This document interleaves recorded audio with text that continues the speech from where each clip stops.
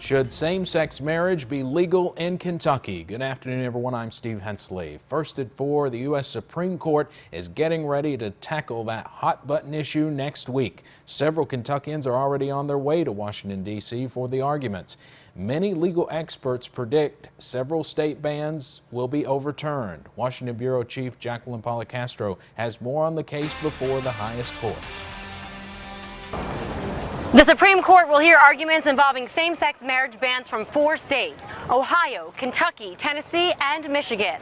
Supporters and protesters from across the country are traveling to Washington ahead of the hearing. Passions are running high as the Supreme Court takes up the issue of marriage equality. The final decision will be named after the Ohio lawsuit, the first to reach the justices, Obergefell versus Hodges.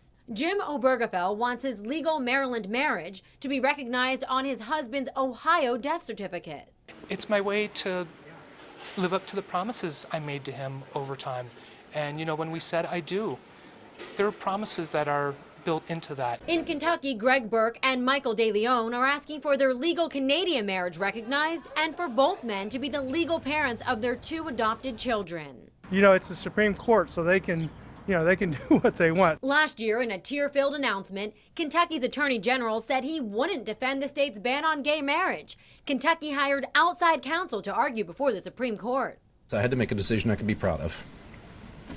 For me now, and for my daughter's judgment in the future. In Tennessee, Valeria Tanko and Sophie Jesty have a child together and want recognition of their legal New York wedding. One of the main reasons, other than the legal recognition of our own family, was to help those people that don't have the ability to represent themselves. And in Michigan, April DeBoer and Jane Rouse are fighting against Michigan's ban on adoptions by same-sex couples. They want to jointly adopt the 3 children they're raising together. This case is about the protection of our children. It is not about the individuals. It's not about her and my relationship. This is about ensuring that our children will remain together no matter what happens to her and I.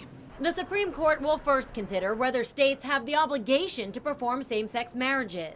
Then the court will hear arguments as to whether states are obligated to recognize same-sex marriages performed in other states.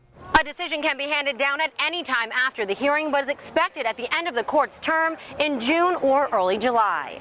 Reporting at the Supreme Court, I'm Jacqueline Policastro. And we will have more coverage from Jacqueline in our Washington Bureau in the coming days.